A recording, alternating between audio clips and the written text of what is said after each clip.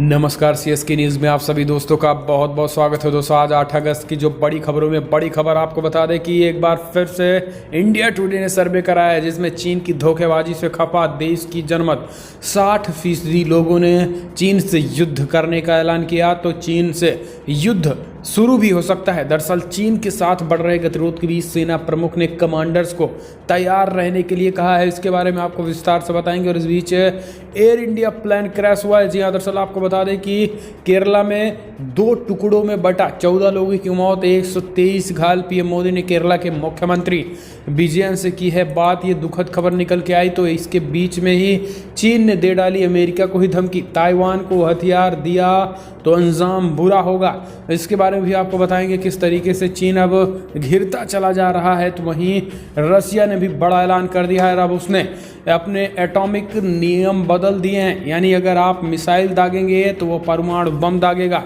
इस तरीके से पुतिन ने बड़ा ऐलान किया। तो सब कुछ खबरें जानेंगे, जहां पर आपको बता दें कि चीन अब तजाकिस्तान को धमकाने पहुंच गया है। पामीर के पठारों पर ठोका अपना दावा। तो वहीं आपको बता दें कि बिग ब्रेकिंग निकल के आ रही है, जहां पर बाइट डांस का दावा, माइक्रोसॉफ्ट को अब नहीं बेचेगा टिकटॉक। तो ये एक बड़ी अपडेट ये भी निकल के आ रही है। तो वहीं असद ओवैसी के खिलाफ सुप्रीम कोर्ट में मामला पहुंच गया है। केस दर्ज, एफआईआर दर्ज करने की मांग की गई है। जानेंगे इसके बारे में तो सब कुछ खबरें एक करके आपको बताएंगे। लेकिन उससे पहले छोटा सा निवेदन, अगर आपने चैनल को अभी तक सब्सक्राइब नहीं किया तो प्लीज़ सब्सक्राइब की लाल बटन दबाकर चैनल को सब्सक्राइब करें। और अगर आप भी मानते हैं कि प्रधानमंत्री मोदी के नेतृत्व में न केवल देश कोरोना को हराएगा बल्कि देश के दुश्मनों को भी मुंहतोड़ जवाब मिलेगा, तो वीडियो को लाइक करके अपना समर्थन दर्ज करें। दरअसल दोस्तों आपको बता दें कि पिछले 24 घंटे में 61,000 के आंकड़े पार कर चुके हैं। तो टोटल देश भर में संक्रमितों का आंकड़ा 20,86,000 को पार कर गया है। वहीं अगर मृतकों की संख्या की बात करें तो लगभग 42,000 के आंकड़े पार कर गए हैं। वर्तमान में अगर स्वस्थ होने वालों का आंकड़ा बात करें तो 14,27,000 के करीब लोग रिकवर यानी स्वस्थ हो चुके हैं। और इस बीच 6,16,000 के करीब एक्टिव केसेस हैं। तो ये दुनिया भर के कोविड-19 के आंकड़े हैं। तो हम चलते देश भर के आंकड़े हैं, हम चलते हैं अगली बड़ी खबर। आपको बता दें कि इंडिया टुडे ने एक सर्वे कराया है देश की जनता के बीच में, जिसमें देश की जनता में 60% के करीब लोगों ने किया बड़ा ऐलान। बोले चीन से युद्ध ही एक अंतिम रास्ता है। जी हाँ, आपको बता दें कि 15 जून को लद्दाख की गलवान घाटी में चीन की धोखेबाजी पर बीजिंग के खिलाफ देश में जबरदस्त उबाल है। आपको बता दें कि 20 भारतीय सैनिकों की शहादत के बाद चीन से बदला लेना अब भी भारतीयों के जहन में है। यही कारण है कि आज तक ने एक सवाल पूछा था, जिसमें पूछा कि क्या सीमा विवाद पर भारत को चीन से युद्ध करना चाहिए या फिर नहीं। तो उसके जवाब में देश की जो करोड़ों जनता है उनमें से 60% लोगों ने चीन से युद्ध के पक्ष में है। उन्होंने कहा कि चीन को जब तक मुंहतोड़ जवाब नहीं दिया जाएगा तब तक चीन शांति से बैठने वाला नहीं है। क्योंकि पीएम मोदी ने स्पष्ट कहा है कि जहां पे ताकत है वहीं पे ही शांति है। बिना ताकत के, बिना शक्ति के शांति स्थापित नहीं हो सकती है।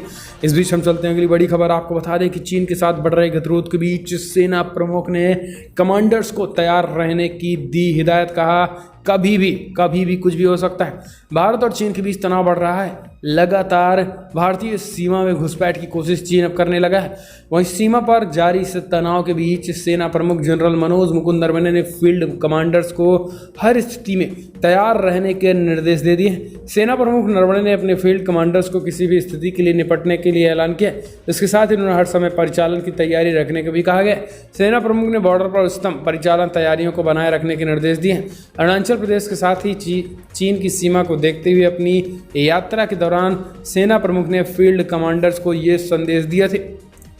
हम चलते हैं अगली बड़ी खबर। दुखद खबर निकल के आ रही है एयर इंडिया प्लेन क्रैश। दरअसल विमान 2 टुकड़ों में बट गया। केरला में बड़ी दुर्घटना, 15 लोगों की करीब मौत हो चुकी है, 123 घायल बताए जा रहे हैं।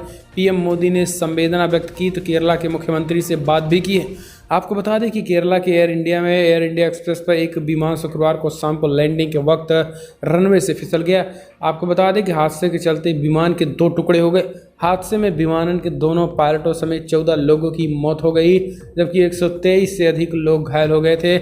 हालत अभी भी नाजुक बताई जा रही। इस बीच प्रधानमंत्री मोदी केरला के सीएम पिनराई विजयन से बातचीत की, हालातों का जायजा लिया। तो वहीं एनडीआरएफ की टीम को दिल्ली और मुंबई से केरला के लिए रवाना किया गया। आनंद फानन में गृह मंत्री अमित शाह ने हेल्पलाइन नंबर भी जारी किया, जिसके बाद से लोगों की मदद की जा रही है। और आपको बता दें कि तेज़ी के साथ आंकड़े जिस तरीके से निकल के आ रहे हैं उसमें अब माना जा रहा है कि लगभग 20 से ज़्यादा लोगों की मौत हो गई। काफ़ी दुखद खबर है। कमेंट के माध्यम से ओम शांति ओम लिखना मत भूलिएगा। दोस्तों हम चलते हैं अगली खबर लेते हैं। आपको बता दें कि अगर मिसाइल दागी तो परमाणु बम से देंगे जवाब।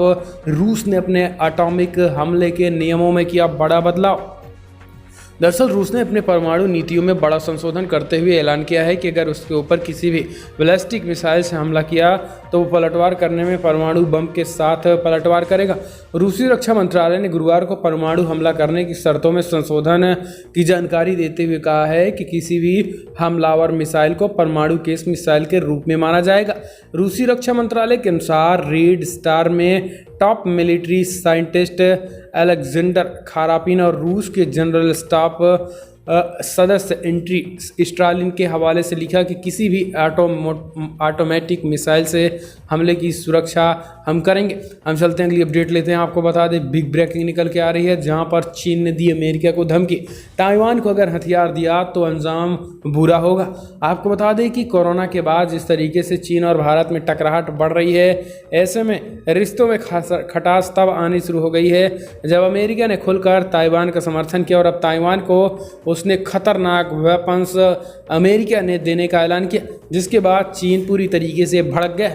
और चीन का कहना है कि अगर अमेरिका ताइवान को रक्षा सूत्रों से यानी बड़े पैमाने पर हथियार सौंपता है तो ये चीन के खिलाफ होगा और भारत को इसका पूरा खामियाजा भुगतना पड़ेगा। क्योंकि अमेरिका को पता होना चाहिए कि चीन वन नेशन पॉलिसी को मानता है, यानी वन चाइना।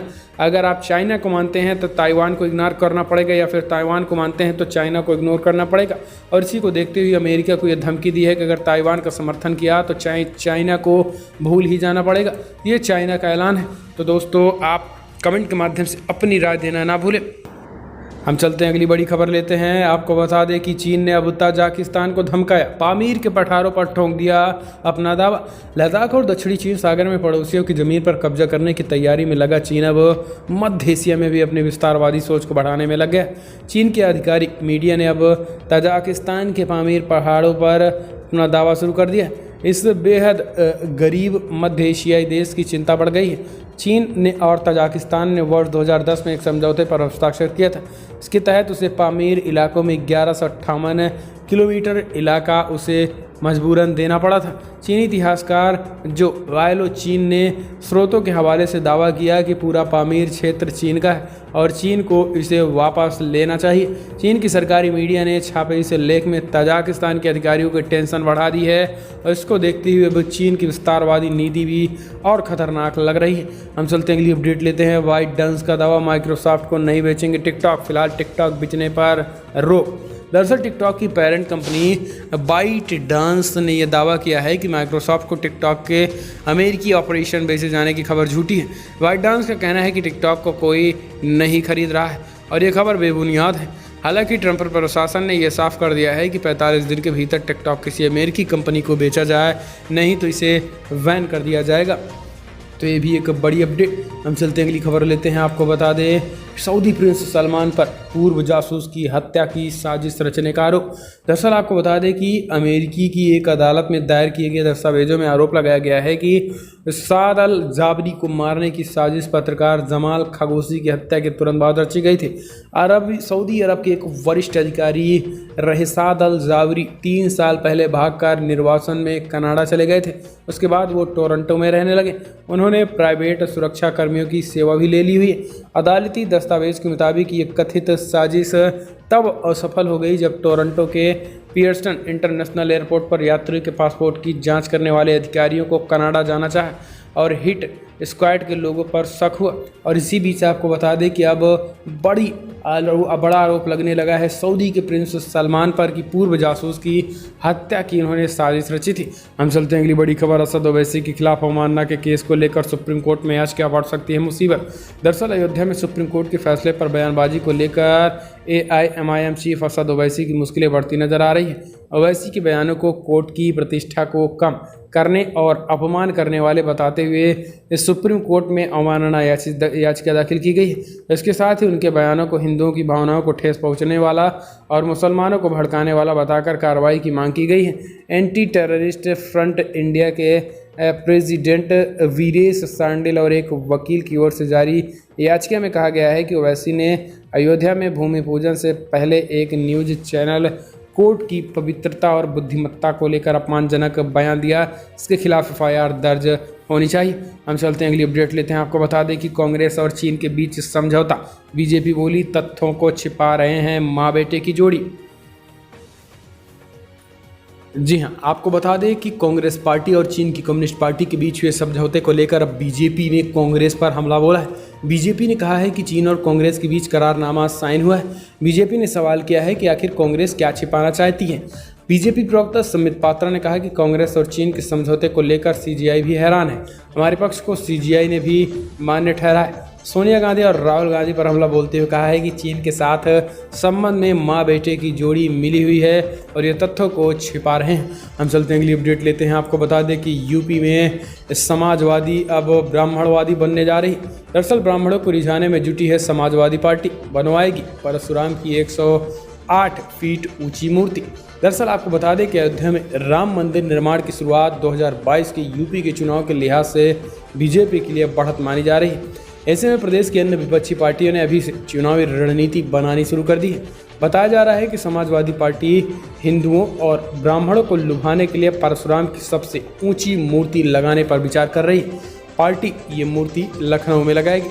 हालांकि जगह अभी ढूंढी जा रही है। मूर्ति की ऊंचाई 108 फीट बताई जा रही है। प्रतिमा बनवाने के लिए समाजवादी पार्टी देश के प्रसिद्ध मूर्तिकार अर्जुन प्रजापति और लखनऊ स्थित मुख्यमंत्री कार्यालय में लगी पूर्व प्रधानमंत्री अटल बिहारी वाजपेयी की भव्य मूर्ति बनाने वाले राजकुमार से संपर्क कर रही।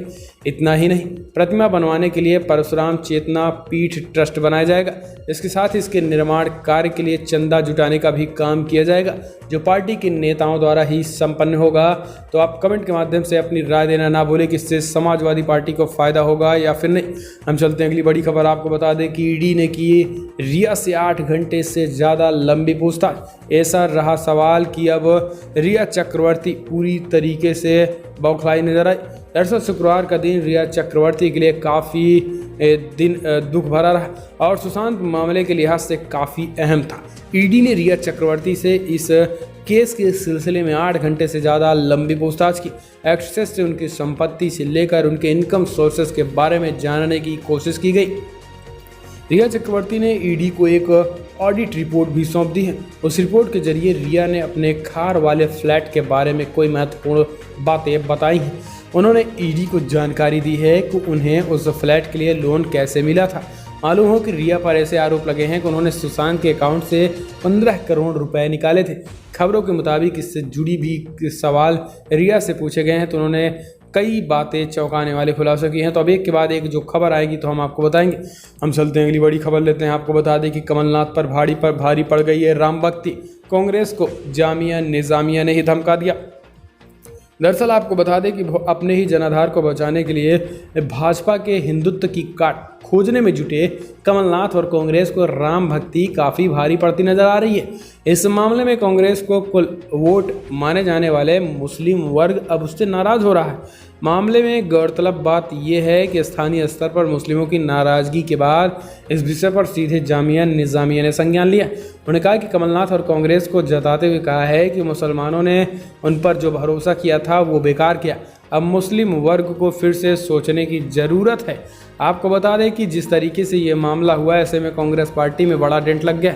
दरअसल आपको बता दें कि भगवाधारी के रूप में कमलनाथ रंग गए थे। इसी को देखते हुए जामिया निजामिया ने इस बार कौन सी ये अपील की है कि कांग्रेस पार्टी और खासकर मध्य प्रदेश में कमलनाथ को वोटिंग करने से पहले एक बार जरूर सोचना पड़ेगा। तो ये भी एक बड़ी खबर निकल के आ रही है। तो दोस्तों हम चलते हैं अगली बड़ी खबर। आईसीसी का ऐलान 2021 में भारत में होगा T20 विश्व कप। भारत में क्रिकेट प्रेमियों को आईसीसी ने खुशखबरी दे दी है। साल 2021 में खेला जाने वाला आईसीसी T20 विश्व कप भारत में होगा। इसके अलावा साल 2022 में ऑस्ट्रेलिया में T20 विश्व कप के आयोजन को किया जाएगा। भारतीय क्रिकेट बोर्ड और क्रिकेट ऑस्ट्रेलिया के प्रमुख अंतर्राष्ट्रीय क्रिकेट परिषद की शुक्रवार को हुई बोर्ड की बैठक में ये बड़ा फैसला लिया गया है। तो दोस्तों हम चलते हैं अगली बड़ी खबर लेते हैं। दुनिया भर में जो कोविड-19 के आंकड़े निकल के आ रहे हैं, आपको बता दें कि 1,90,00,000 के करीब आंकड़े हो चुके हैं। मृतकों की संख्या 7,12,000 को पार कर गई है। इस बीच यूनाइटेड स्टेट यानी अमेरिका में 48,90,000 के करीब आंकड़े हो चुके हैं, तो वहीं 1,60,000 के करीब लोगों की मौत हो चुकी है अमेरिका में। ब्राज़ील में 29,17,000 कन्फर्म केसेस, तो 98,000 के करीब लोगों की मौत हो गई है। रसिया में भी 8,77,000 कन्फर्म केसेस, तो 14,000 ज़्यादा लोगों की मौत हो चुकी थी। ये दुनिया भर के कोविड-19 के आंकड़े। तो दोस्तों फिलहाल बड़ी खबरों में इतना, लेकिन अगर आपको वीडियो पसंद आए तो लाइक करें, शेयर करें, कमेंट के माध्यम से अपनी राय देना ना भूलिए। इस वीडियो तो नहीं। जय हिंद, वंदे मातरम।